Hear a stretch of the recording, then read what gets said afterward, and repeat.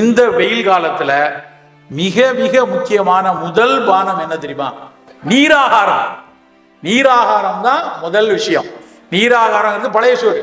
முந்தின நாள் சோறுல கொஞ்சம் தண்ணி விட்டு வச்சுட்டு காலையில அதை நல்லா கசக்கிட்டு கொஞ்சம் மோர் விட்டு ஒரு துளி உப்பு போட்டு காலையில் முதல் பானமாக இந்த வெயில் காலத்துல எடுக்கலாம்.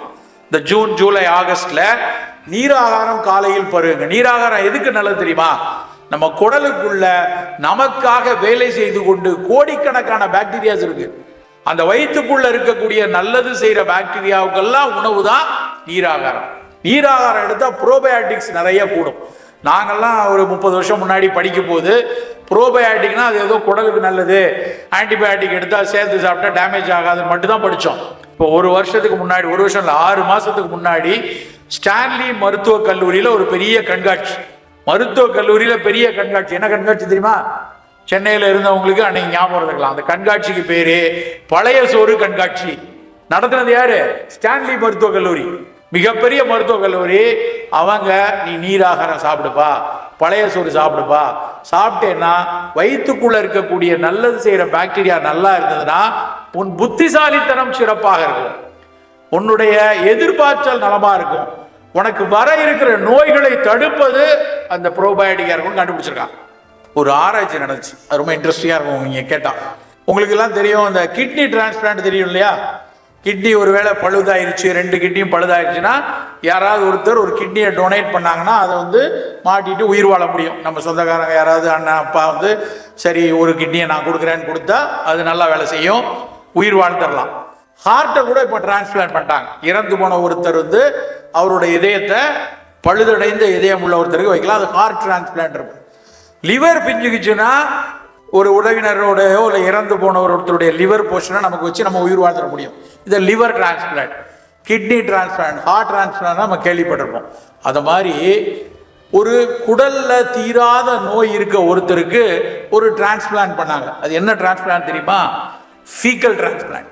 ஃபீக்கல் டிரான்ஸ்பிளான்ட்னா ஒரு ஆரோக்கியமான மனிதனுடைய மலத்தை எடுத்து, ஃபீசிஸை எடுத்து பாதிக்கப்பட்ட மனிதனுடைய வயிற்றுக்குள்ள கொண்டு போய் வச்சாங்க. அது ஃபீக்கல் டிரான்ஸ்பிளான்ட்.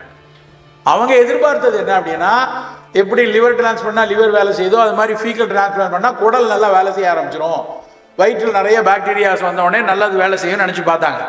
என்ன நடந்ததுன்னா, டிரான்ஸ்பிளான்ட் பண்ணதுக்கு அப்புறம் யாருடைய மலத்தை எடுத்து இவர் வயிற்றுல வச்சாங்களோ அவர் மாதிரியே இவர் பிஹேவ் பண்ண ஆரம்பிச்சிட்டாரு.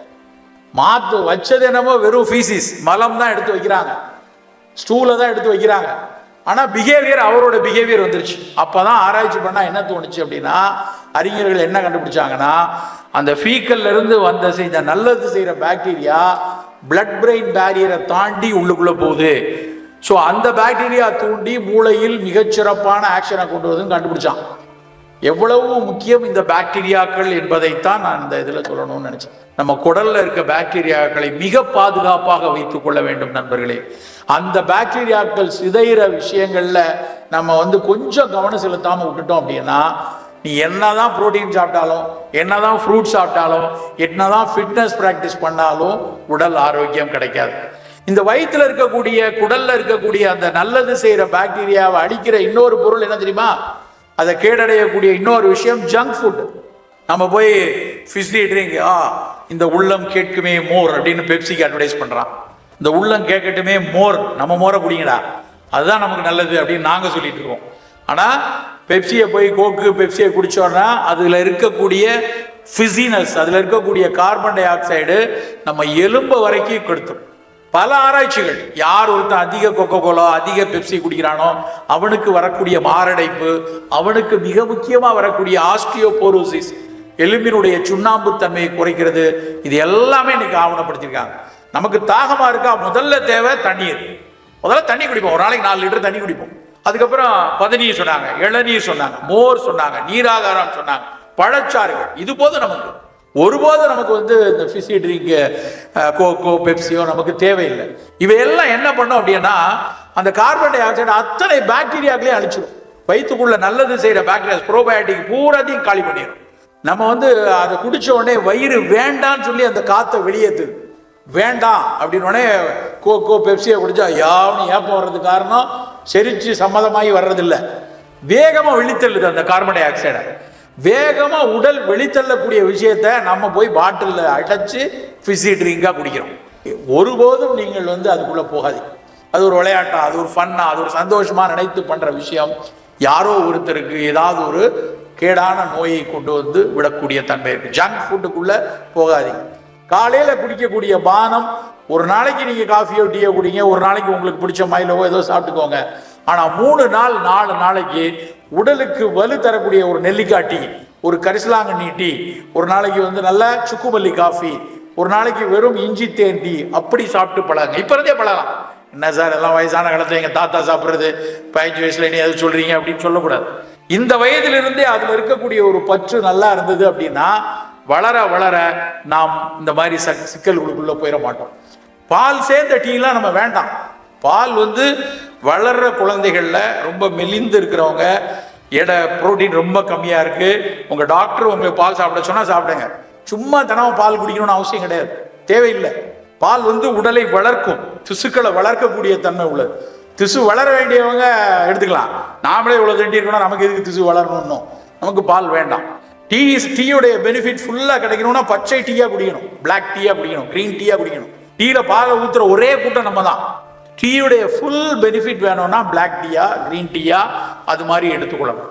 கரிசலாங்கண்ணி தேகராஜன்னு பேரு.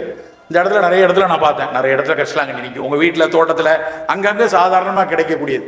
அந்த கரிசாலை நெஞ்சில் இருக்கக்கூடிய கபத்தை போக்கி எதிர்ப்பாற்றலை கூட்டி ஈரலை செம்மையாக வச்சுக்கொள்ளது கரிசலாங்கண்ணி. வள்ளலார் கரிசாலையை தாயின்னு நினைச்சு வணங்கணுங்கிறார். அவருடைய புத்தகத்துல கரிசாலையை வணங்கி மகிழ் அப்படிங்கிறார். அவ்வளவு முக்கியமான தாவரம் அது வெள்ளை கரிசலாங்கண்ணி. தேகரா சச்சுரதம் தில்லிய நேர்நேர் கூட்டி பாகமுற காட்சி பருகுவார் காகமுனும் சளி தீரும் காணே. தேரன் எழுதின பாடல் இது, போகர் இடத்துல இருக்கு. அவர் ஏன் அப்படி அந்த தேகரா சச்சுரதம்னா, தேகராஜர்னா கரிசலாங்கண்ணி, சளி போனோன்னா வெறும் கரிசாலை டீ குடிக்கலாம். அப்படி உங்களுடைய சாப்பாடு டீங்கிறது வெறும் பால் டீயா இல்லாம ஒரு நாள் நெல்லிக்காய் டீ, ஒரு நாள் கரிசலாங்கண்ணி டீ, அது மாதிரி எடுக்கலாம். உங்க வீட்டில் உங்க அப்பா எல்லாம் இப்போ அவருக்கு சர்க்கரை வியாதி இருக்கு, அவர் ஆவாரம் டீ குடிக்கலாம். ஆவாரை பூத்திருக்க சாவாரை கண்டதுண்டோ அப்படின்னு சித்த மருத்துவம் சொல்லும். ஆவிரை கொன்றை நாவல் அலைகடல் முத்தம் கோஷ்டம் மேவிய மருதத்தோலும் மிருதிட ரொக்க கொண்டு காவிரி நீரும் மற்றும் கடல் நீரும் மற்றும் தானே பாட்டு. ஆவார கஷாயம் சாப்பிட்டேன்னா சர்க்கரை கட்டுப்பாட்டில் இருக்கும், சாதாரணமான ஒரு விஷயம். பல ஆராய்ச்சிகள் முடிவு பண்ணி சொல்லிடுச்சு. அப்போ வீட்டில் சர்க்கரை வியாதி இருக்கிறவங்க ஆவாரை டீ, உங்க அப்பா அம்மா தாத்தா பாட்டி இருந்தா, அம்மா ஒருத்தர் வந்தாரு ஆவாரை குடிக்கலாங்கிறாரு, ஆவாரை உடனே 1500 கொடுத்து வாங்க வேண்டியது இல்லை, தோட்டத்திலேயே கிடைக்கும்.